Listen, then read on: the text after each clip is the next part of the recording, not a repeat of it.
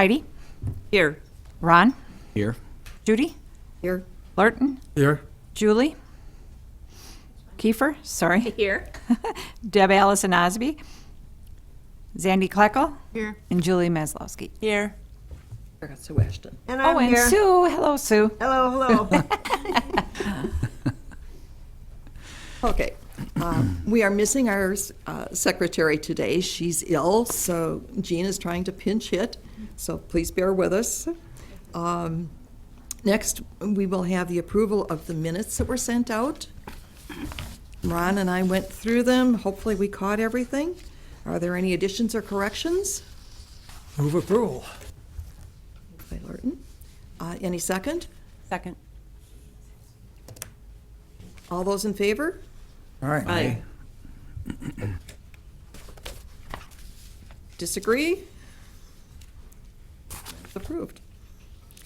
Okay, and then we will have citizen statements, and we'll start with Aaron. Might want to use the microphone. Yes.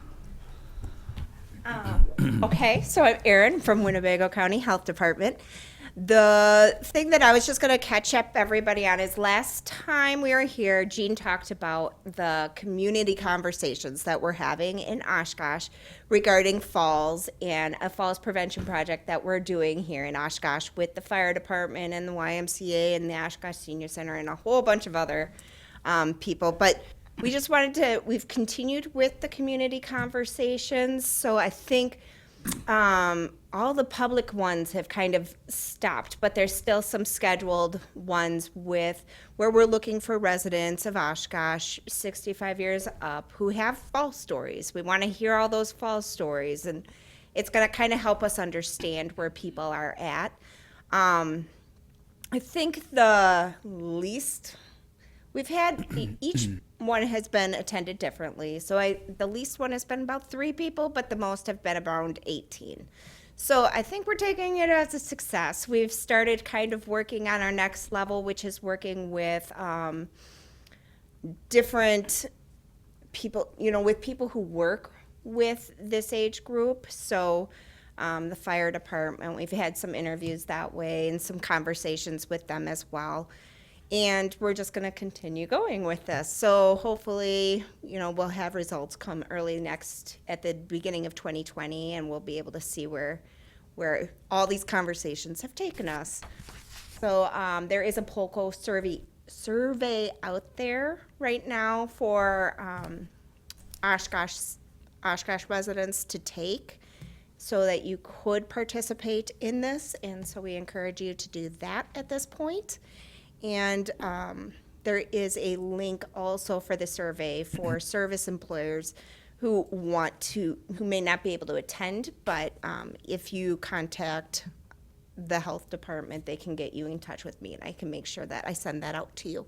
So, any questions? Aaron, is that POCO survey, is that essentially the document that was handed out and filled out at the listening sessions? Yeah. That survey? Okay. Yep. Yeah, that's good. So if you can't attend the community conversations, there are some surveys out there that you can at least give your perspective, and so we want to hear.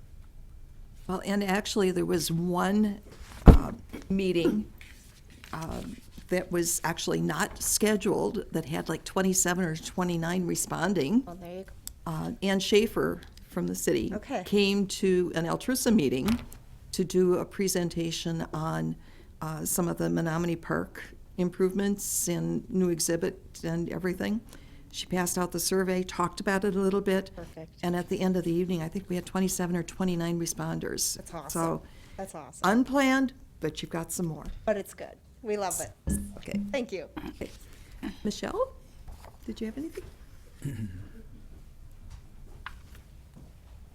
Well, this is my first time here. Thanks for having me. I just wanted to come and learn a little bit more about, what you folks are doing here, your Oshkosh Committee on Aging.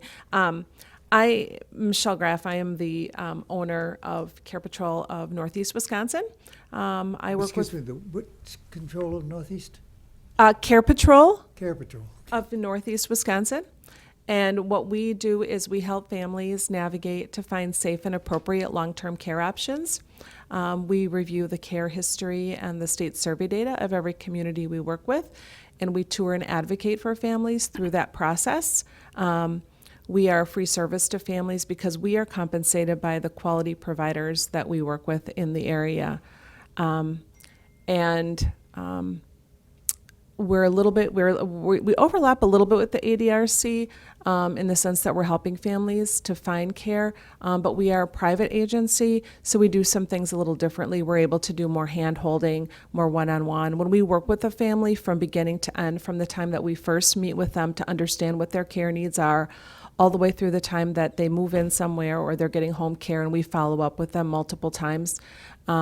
Through that process, we spend about 8.5 hours with that individual. So it's a little bit more intensive level of attention that we're able to give them because of the model. Anyway, if you're interested to learn more, I can give you my business card, and you can certainly give me a call, and I'd be happy to answer any questions that you have about the services that we offer to families. Michelle, I just want to say I commend you and your organization because obviously I've worked with you at Bella Vista and Lakeshore Manor a lot. And a lot of times families come in and they don't know the questions to ask, and you help guide them through that process. So I think you guys do a great job. Thanks.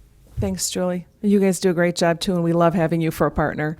And that's one of the important things, is to coach people what questions. Yeah. Yep. And it makes a huge difference because they come in, a lot of times they're in a crisis situation. They don't know what to ask. They just know that they've got to find a place fast. Yep. And it may not be the best placement. It's not ideal, but a lot of times we're placing people in 24 hours. Right. So, and we're only able to do that because we know what options are the most appropriate for them, and we're able to make that work in collaboration with the provider. So, yeah, exactly. Michelle, what is your service area? It's not just Oshkosh or Winnebago County. You serve several counties. Right. So right now the core of our business is really Oshkosh and the Fox Cities. That's kind of where we spend most of our time between.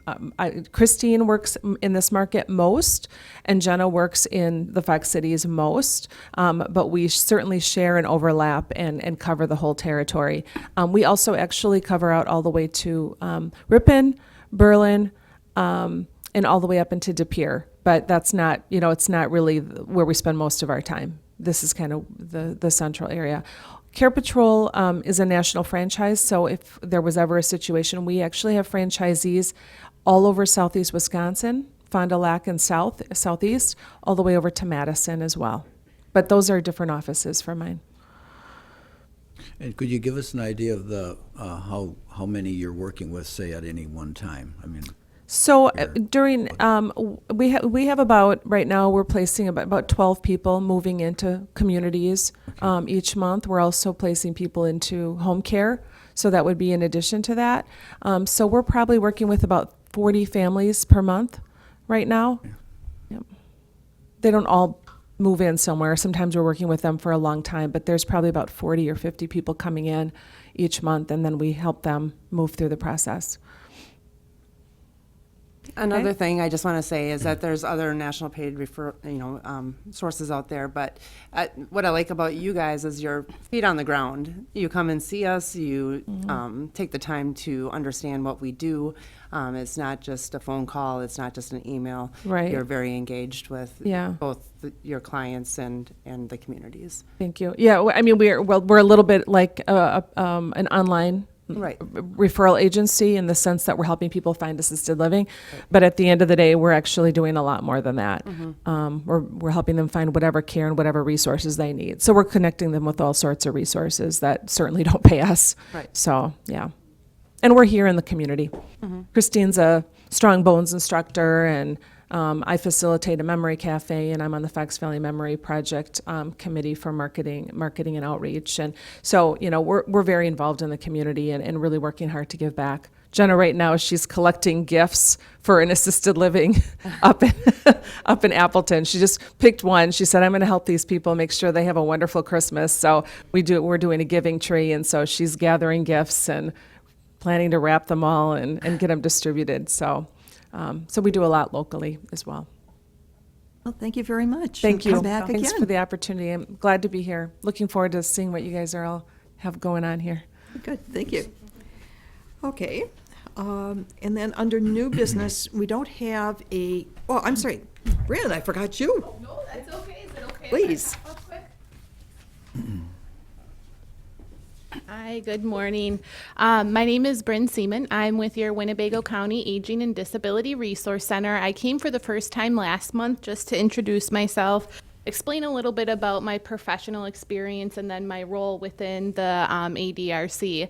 And I was offered the opportunity just to give some highlights for each of the Committee on Aging meetings that I could attend. So what's happened in the past month are a few highlights that I'd like to share with you, and certainly feel free to stop me and let me know if you have any questions along the way. With regard to elder abuse in Winnebago County, some of the things that I've been working on are our application submission for elder abuse funds for 2020. It's roughly $48,000 that we get annually for those exceptional circumstances when an individual 60 or older might be needing some type of care. So it's more exceptional circumstances, and it's been told to me that that number, 48,000, hasn't really increased over the years, though we definitely value it and put it to very good use. The other thing with regard to adult protective services that I've been working on is the facilitation of what's called I-Team meeting, or Winnebago's Elder Adult and Adult at Risk Interdisciplinary Team. So that's why we call it I-Team for short. But my predecessors have done such a wonderful job of really getting committed individuals with a genuine desire of reducing elder abuse, neglect, self-neglect, and financial exploitation. Legal Aid of Wisconsin, an assistant district attorney from our state prosecutor's office, law enforcement are a part of that, financial institutions, and so many more advocacy groups that I know I'm not going to be naming them all. So just being a fresh set of eyes and a fresh lens in that process, I've been doing some reach out to local law enforcement who maybe haven't participated, just to make them aware if they haven't been, but to see if they might be interested. We only meet quarterly, but we have really good, robust conversation because it allows us for the time in between to chat about cases that we've collaborated on, and can we do better in those types of conversations. The other grant that I've been working on and will be submitting in the next couple of days is the 8521 grant. So that's specialized transportation funding for Winnebago County. We held our public hearing last week, I believe, and we're set to go forward with two different projects, one through Go Transit and the other through Valley Transit. And the purpose of those funds is to provide ADA or paratransit services to those 60 and over, as well as those individuals who might have a documented disability and just need that paratransit or ADA transportation. With regard to outreach, 2020 is already filling up, so I tried to pull from the calendar some things that I thought might be of interest to this group. In January, we'll be participating for the second time in the Business Expo. And the reason we're doing that is to try and connect locally with employer and small business communities so that we can address what has been coined the sandwich generation. So as the name implies, these are your employee-based individuals who are raising their children, who have those care needs, but also might be tending to older parents or grandparents, and trying to showcase the value that the ADRC and the resources have so that maybe we can make those connections. Anything from grocery delivery, pharmacy drug delivery, respite care options, those types of things.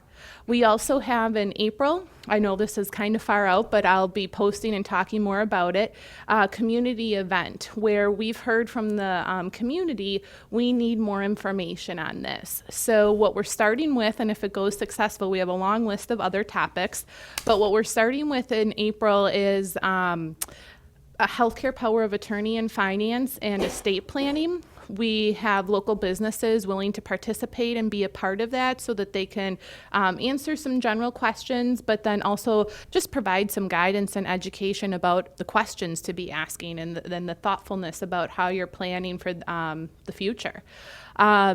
That event will be happening from 4 to 6 in the evening. We targeted that time just because we wanted to make sure those who might be working are able to come, and we'll be providing food as well because obviously that's right around the dinner time.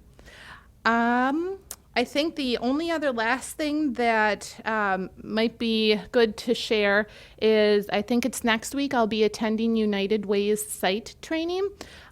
So my purpose in attending that is to be able to learn how to use United Way's site. And I thought it was pretty phenomenal that they engage the community that way to post volunteer opportunities. So for Winnebago County, I'll be sharing information with regard to our need of volunteer guardians. So committed individuals who might just want to learn more information about how they can be a decision maker and a help to others. But talking with other agencies, I do know that we'll have volunteer transportation providers, senior friends providers, and other types of volunteer opportunities posted there. So I'm excited about that event and hopefully just bringing awareness because we do get calls about people wanting to volunteer and just not sure what's the good fit for them. So I think that's all I have, but What was the April date? it is April 20th from 4 to 6. It's right at the Winnebago Oshkosh Human Services. You're certainly welcome to show up, but if you let us know ahead of time, we'll make sure we have enough food for everybody. I'll have this posted on our website. I can certainly mail them out as well, and I'll probably be bringing it as I come back in future months just to share a little bit more as it develops. Does anyone else have questions for her? Well, we welcome you back again next month. Thank you. I appreciate the time. Have a good morning. Thank you. Okay, and then under new business, as I said, we don't have a formal speaker this month. With the holidays, it was a little challenge. One of the things that several of us at the table have been involved with, and Julie Maslowski is sort of the leader of, or one of the facilitators of, the Senior Resource Group. So she's going to give us some background and what it's all about, and the fact that everybody at the table is invited. Yeah, absolutely. So the Senior Resource Group, we started it January of 2019 with the goal being to provide a platform to collaborate and educate professionals on resources available to seniors. There's a lot of us that work with seniors, but we're not aware of all the great resources out there that we can share with them. The presentations are held at different locations each month with a different presenter each month. This gives the attendees the ability to see the different communities and facilities, and even actually take tours of the communities and facilities after the presentation is done. So we've had a wide range of interest in different places and great speakers. I feel a lot more knowledgeable now that I've gone through a year of this. The presenters have offered a wide variety of topics, including Joe McClear from McClear Law Office. He was able to speak to the power of attorney documentation as well as eligibility for Medicaid. We also met with the Mercy Discharge Planners. It was a great platform to discuss how we can better partner to provide a smooth transition from the hospital to an assisted living or to a rehab facility. So how we can collaborate on making that transition easier, whether it's the care that we're providing or even the transportation and how to get them from the hospital to that facility. So things like that we have a chance to discuss at these meetings. This year we are coordinating with the Fond du Lac Senior Resource Group as well. And we'll be holding Oshkoshes every other month, starting in Oshkosh in January at Bella Vista with the presentation by the City of Oshkosh's Committee on Aging. So we hope you can all attend. Obviously, that will be headed up by Ron and Judy. Other speakers to look forward to this year is the ADRC with Bryn and the Aging and Resources Program Supervisor, and Rebecca, I'm assuming she'll be there, the dementia specialist. For example, we'll also be meeting with the Mercy Discharge Planners again, because that's just so valuable for us to have that communication with them. But we're open to ideas, and we're always looking for locations and presenters to help us help who we help. So, Thank you. any questions? Any questions from Where do those you at the? meet and when? Well, every month it's a different location, so we try to mix it up. We meet at 9 a.m. on the third. It will be the third Wednesday of each month, and the first one will be at Bella Vista. The third one is at. So the March one is at. I'm looking at Parkview. The May one is at the ADRC. So. And then, but the next one will be at Bella Vista. Correct. Yep. Okay. So. And we've been making a point to have Bobby post that because we know that Ron and I are normally at these meetings. Julie is, a lot of times Heidi is. And so we're already at Okay. the number of individuals from this committee attending particular meetings. With the three of you ladies out there, did you have any extra questions of Julie? Thank you for coordinating. Yeah. Is that why you got back together with? Yep, just to mix it up a little bit, and we do have a lot of people that go across the county line, and it's good for us to know what's going on in Fond du Lac as well.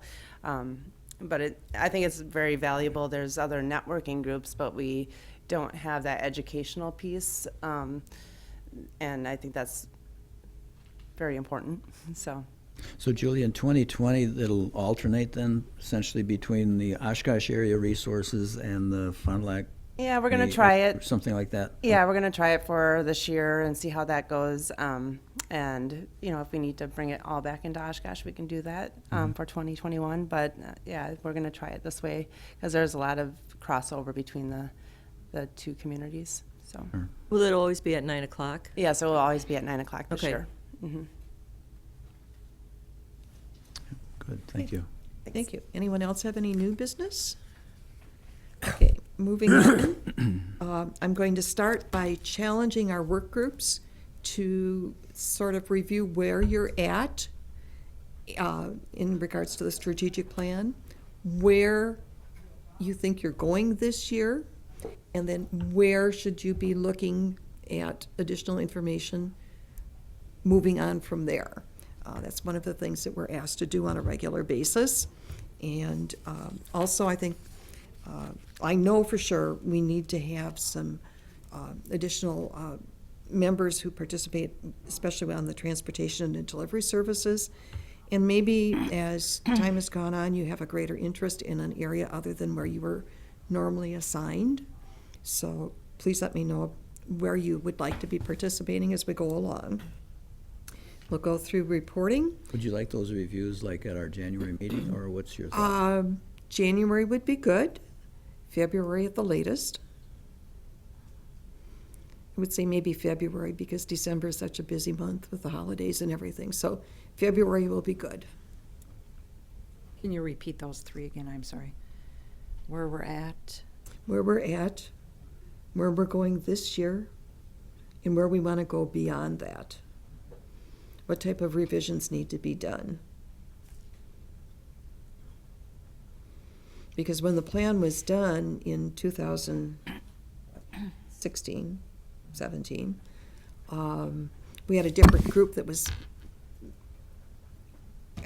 part of us were there, but there's also a significant number of folks that are new to the group. So your vision of some of those topics may be different from what was originally determined. So that would be very helpful.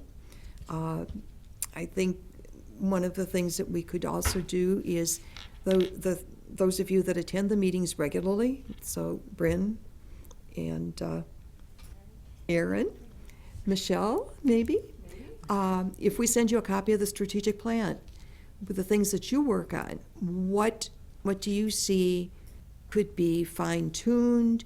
What have we missed? Or, what additional information do you have that we haven't covered? That would be really helpful because we're a small group and it's important for us, to, I think, to be collaborating with as many individuals as we can or organizations. So, strengthening our partnership with neighborhood associations and other partners, Lurton? They did not meet last month. They probably are not going to meet in this coming month, so nothing to report there. Julie Kiefer, did you have anything about that? That's correct. We don't meet in November and December. Okay. Improving access to affordable transportation and delivery services for seniors. I don't have anything major. I've been hearing some rumors and I haven't had a chance to follow up on. One being, especially with the holidays, but it can be any time of the year, when you're having packages delivered, not having them delivered to your home. I was told one of the local businesses is accepting them. Did you have a particular on that one? No, I just heard about it before. You leave it at the home and somebody comes and takes it off your front porch. Absolutely. Or in our case, at the apartment building, mail is delivered to the wrong box and doesn't necessarily get forwarded to the right individual within the building, and it gets done out in the neighborhoods also. So it's an issue that we have to all be aware of and trying to keep track of. So what's the preferred MO? I mean, I know some people who are working, and I don't know that employers appreciate this, but have packages delivered to their workplace. What I'm hearing is that more workplaces, obviously the factories places are a little bit different, Sure. but a lot of small businesses are actually encouraging their employees to have it delivered to the office.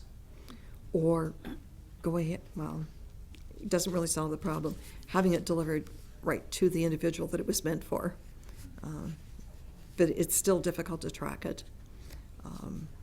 I know that I recently had a package that said that it was delivered, and then following up a little bit later, no, it was still at down, not the Oshkosh Post Office, further back down the line, and it was actually sent out as 2 packages, not 1. Oh. So I got 1, but I didn't get the other, and it took me another week and a half to get it. So things happen. But we definitely need some more assistance on that particular work group, so please think about it. Creating community design and policy that supports an age-friendly community. Jean? Okay, one thing I want to report in our senior center newsletter on page 27. This is a community program that is sponsored through AdvoCap, and I want to make everyone aware that this is an assistance program for your energy assistance, and it starts October 1st through May 15th. So any individual that qualifies can contact AdvoCap and then get on the program. It's a wonderful program. So this is advertised in our December newsletter, and it will be advertised again in our January newsletter. I think that's one that we need to get a graphic and have posted on Oshkosh Media. And Bryn, that maybe could also go on the ADRC Facebook page. Agreed. That's one of the things that, with having our meetings televised and as we're doing more collaboration among agencies, we're getting that information out further and faster than it used to be. So we're doing a good job in that respect, I think. Okay. I was just going to ask a question, if Jean might know. How has that gone, like in recent years? Have they utilized most of their funding that's available? I know there's. Yeah, you'd I have to worked at Human contact Services. They always had this AdvoCap. push to try and encourage people to use it, and never knew whether that was, the funds were Right. used up or not. Yeah. We're just a source of getting the word out. So, okay. All right. So, which I think is probably a wonderful program, but I Yeah. would think would be a good thing to have maybe somebody from AdvoCap kind of report on that. Well, my understanding back in my working time was that they were getting superabundance of referrals. Our case managers were really good in referring people to it and making sure all the appropriate information was there. They look at household income, which people think, well, just because I've got a past due bill, I've gone all winter, and the moratorium is over, and spring is coming, that they can get the money to cover it. And just because you don't pay the bill doesn't mean that you're eligible for the program itself. So there is misinformation out there. Right. So- And I know the city has a housing rehab budget as well. And there's an application process that people can go through. It's a little bit different than this, but it's focused on your property, Right, obviously. right. Okay. Improving communication and visibility of available services to seniors. Ron? Okay, we got a few things we need to update from prior meetings and a few new things going on. First of all, for those who are needing to review their current Medicare, Medicaid, or not Medicaid, but Medicare plan enrollments, whether they're want to stay in regular Medicare or look at a Medicare Advantage plan, the deadline is coming up this coming Saturday, the 7th. So time is getting short to make any changes that would go into effect the 1st of January next year. And if people are happy with their current plan and they've gone online or talked with Joan Jaworski or one of the elder benefit specialists and know that their plan is still a viable plan and it meets their needs, then they don't need to do anything, and it'll roll over into next year just fine. So, but the deadline is now. We've talked about Assembly Bill 76. Remember that one? It had to do with reducing the training hours for CNAs, certified nursing assistants, at in nursing homes and in home care, and it would reduce it from 150 hours plus 32 hours of clinical on-the-job type experience down to 75 and 16 hours. That's the federal standard, and that got vetoed by Governor Evers, and there was a lot of support for that veto from the Wisconsin Aging Coalition members and so forth. So we're hopeful that they'll look at other ways to encourage retention of CNAs and attracting CNAs to work in the healthcare, long-term care industry, rather than trying to reduce the training requirements. So anyway, that got vetoed. I've not heard of any efforts on the part of the Wisconsin Senate or Assembly to look at overriding. So as of right now, it stands. On another note, there's a continuing resolution that's been passed now. This was as of November 21st. To keep the government open through December 20th. Obviously, they're going to need to do a little bit more to keep going beyond that, and it extended funding for community health centers and the state insurance programs, SHIP for short, and other programs focused on outreach and assistance to low-income Medicare beneficiaries. And we've talked about the spousal impoverishment for people on Medicaid home and community-based services, and money follows the person. Still, efforts are being made to make those resources permanent rather than going through these reviews or extensions every 6 months or less. An update on Medicare Part B premium. We talked about at our last meeting that that premium was thought to be going up from $135.50 to $144.30. Actually, that was an estimate. It's going up to $144.60, so they missed it by 30 cents. So it's an increase then for 2020, starting for January, of $9.10 per month. And at the same time, we also mentioned last meeting that the cost of living adjustment for Social Security beneficiaries is going up 1.6%. So that's an average of $24 a month for the average Social Security beneficiary. And you obviously have to pay that additional, or will be deducted from your check, that additional $9.10 a month. And on another note, the Medicare Part B annual deductible is also going up in 2020 from $185 this year to $198 next year. So it's a $13 raise.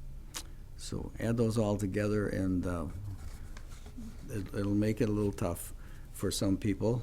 And statistically, half of all people with Medicare have annual incomes of $26,200 or less per year. What percentage?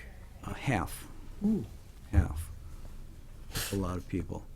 So this 1.6% increase is not all that significant when it gets eaten up $9.10 worth for their Medicare Part B premium, and then if they do utilize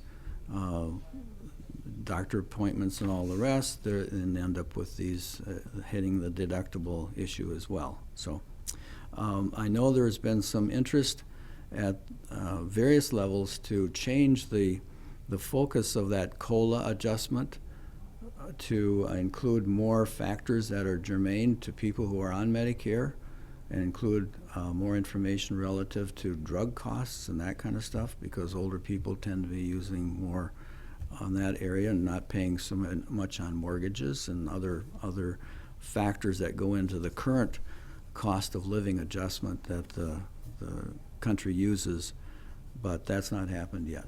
So perhaps later that would affect the adjustment in a positive way. It would be a higher adjustment if it factored in costs for older people versus the general population, which is including people with mortgages. And not that older people don't have any mortgages, but hopefully fewer do.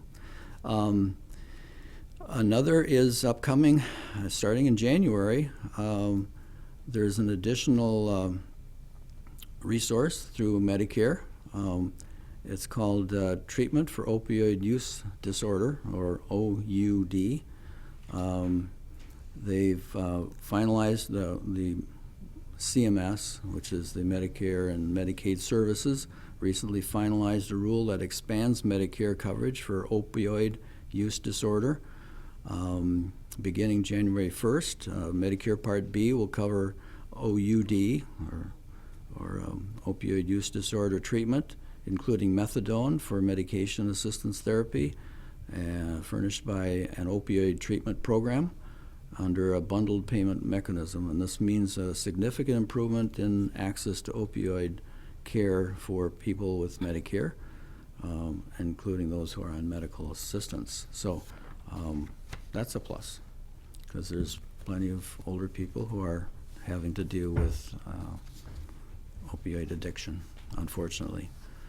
And the final thing, or I guess second to final thing, I get through Medicare Rights, it's called Dear Marcy, and she essentially takes Medicare issues or questions from those who write to her, and she, I think every other month or something like that, puts out a little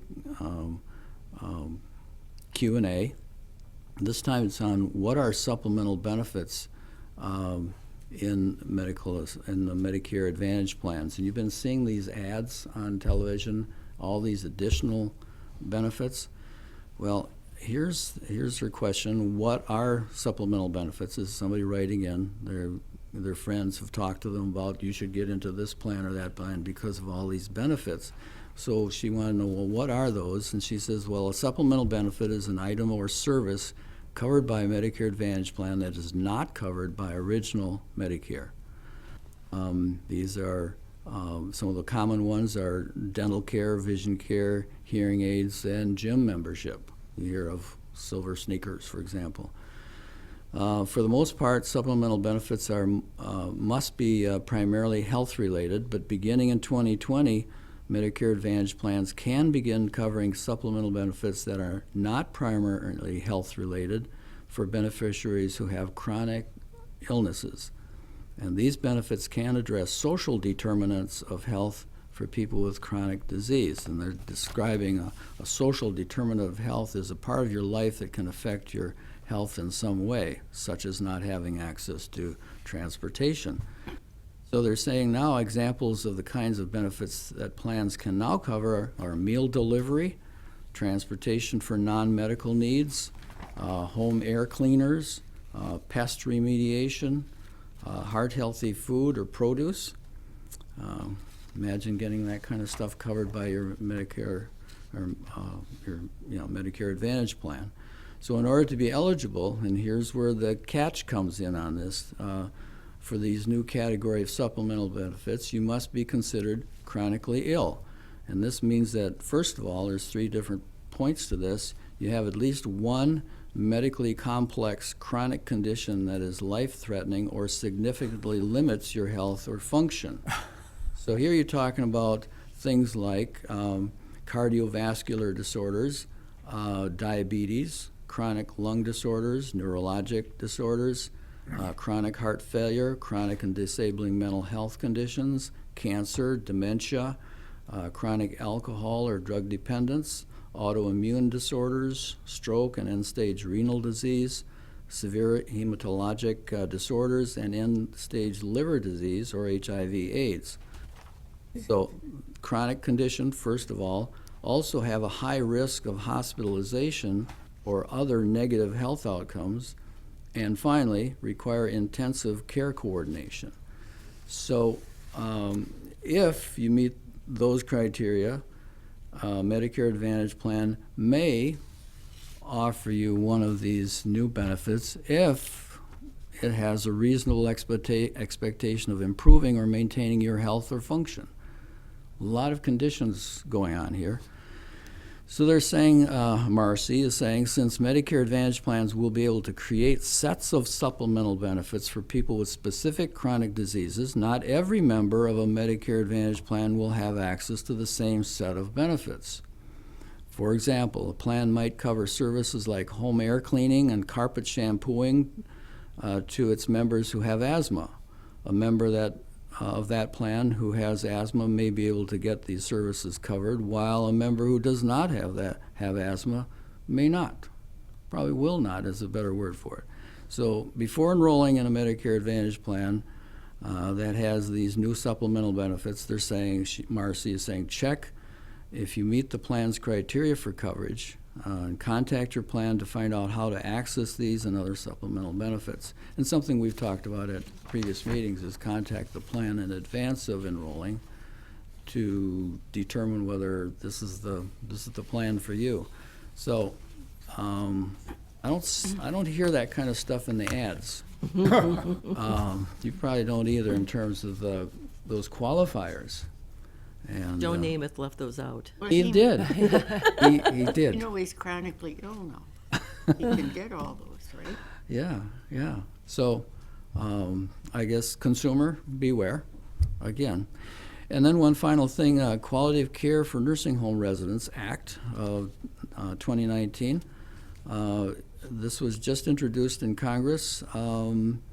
It's H.R. 5216, if you're checking in on the Congress, and the Senate bill, or the Senate S 2943 in the Senate. So it's being introduced in both houses of Congress. And against the Quality Care for Nursing Home Residents Act of 2019, the bill would require nursing homes to provide at least 4.1 hours of direct care nursing time per resident day. Studies show that 4.1 hours per resident day of care is the minimum staffing necessary to prevent common quality problems like abuse and neglect and so forth. I wonder how they got the .1 kind of thing. Well, I suppose it's a statistical thing where you do the division right, you're going to get a fraction in there. So it establishes the minimum nursing staffing levels for nursing homes under Medicare and Medicaid. Expands training requirements and supervision for all nursing staff. It creates a whistleblower and other protections for nursing home personnel and residents. It prohibits the use of forced arbitration between between residents and any nursing home entity. And it develops a standardized protocol for nursing home facilities to obtain informed consent for residents for treatment with psychotropic drugs, which is those have been some problem areas in nursing homes, using psychotropic drugs to keep people sedated and under control. So there'll be more coming on that, I'm sure, as these bills work their way through Congress. So. Any questions for Ron? Ron, has there been any updates on the Governor Evers caregiver task force that he launched? No updates except that they are meeting, and I think that was one of his reasons for taking the action he did too, is that he's looking at other ways to try and improve the workforce, if you will, in caregiving. And my understanding is it February of next year that task force is scheduled to come out with their recommendations, and I know they're hoping to do it early enough so that in the budget process, there's a process for the state of Wisconsin, if there's any way to try and include any of those financial enhancements, they can get that into the budget at that time. So, Thanks. More to come. Okay. Under other business, we've got, and it's our ongoing one these days, discussion and information pertaining to scams targeting senior citizens. There's one going around that targets almost anybody. Some of the law enforcement agencies are hearing about, I got a call that your organization is looking for gift cards to use for Christmas giving. And yes, many of those organizations do use them. They're not out there making phone calls. When you get those calls, that is a scam.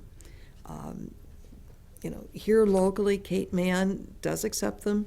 They're used for families in crisis or special needs. The warming shelter appreciates getting gift cards for local restaurants or some of the other needs that they have. There are legitimate places. Check with them directly. Don't respond to anybody over the phone.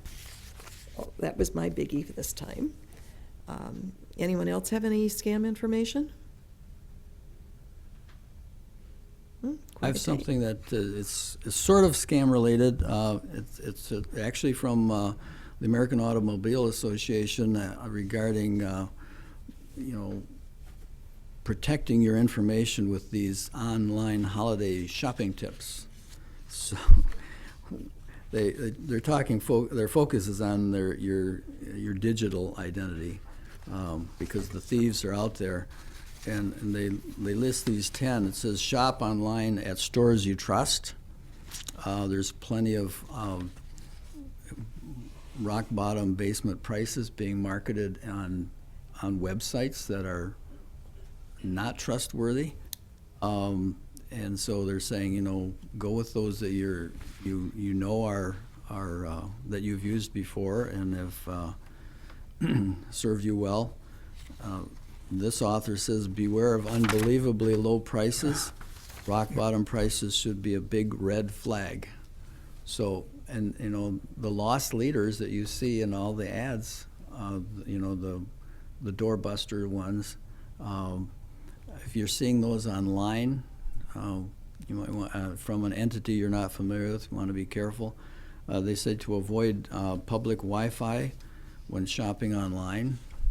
Public Wi-Fi is not as secure as your home computer system. Use credit cards instead of debit cards. A lot more protection, and you don't want to see your bank account drained using a debit card that is compromised. Monitor your credit and your identity. With your getting your credit, your annual credit reviews. If you work it right, you can get one from each of them each year. So each quarter, or each 4 months rather, you can get your credit reports. Don't save your card information on the website. It might be easy to say, well, yeah, just check that box and save that. Well, if that store or entity gets compromised, guess what else, other information they also are getting access to. Take the extra time to put it in each time. Refuse to share certain personal information, like your Social Security number. Never be using that. Use strong passphrases rather than passwords. I recommend using passphrases rather than a password. A longer passphrase with random words that are meaningful to you is easier for you to remember and harder for a hacker to guess. Also avoid using the same passphrase on different shopping accounts. And then ensure your technology is up to date, keeping your browser and operating system current, as well as using antivirus and malware protection. Beware of online scams. Like Judy's saying, the Federal Trade Commission estimates 1.48 billion was reported lost to fraud in 2018. That's a 38% increase over 2017. So they're out there. To avoid becoming part of that stat, be wary of clicking on an email link that promises a special offer from someone or some company you don't know. Phishing scams try to trick you into providing personal information that criminals can use to steal your identity and open new accounts in your name. And then consider a dedicated email for online shopping, which is, that's really being dedicated if you're going to go to a separate email account. But anyway, some thoughts. Anyone else have any information as such? Okay, I'd like to say congratulations to Jean and to Bobby. They were recently recognized as stellar, very high, good employees. There was a nice picture, and it's been on several websites and Facebook pages, so congratulations. Thank you. Thank you. It's a lot of hard work to get to that point. Okay, we'll go around the table for anything else from anyone. Ron? Burton? Sue? Get your flu shot if you haven't. I do not. No, I don't either. Okay, and Julie, you have our speaker for January? I do. Ken Arneson, who is the director of Evergreen, is going to be our speaker. He has a vision of Oshkosh being or a community where people choose to retire. And I thought that would be an interesting topic for our committee. Thank you. On that note, happy holidays to everyone. Hope it's a safe and happy one. Our next meeting date is January 7th. A reminder that if the weather is such that schools are closed the day of our meeting, we will not be meeting. Otherwise, if it's snowing lightly and schools are, or even if it's moderately and the schools are open, we're still meeting. I'll take a motion to adjourn. Second. And I second. Billy Kiefer.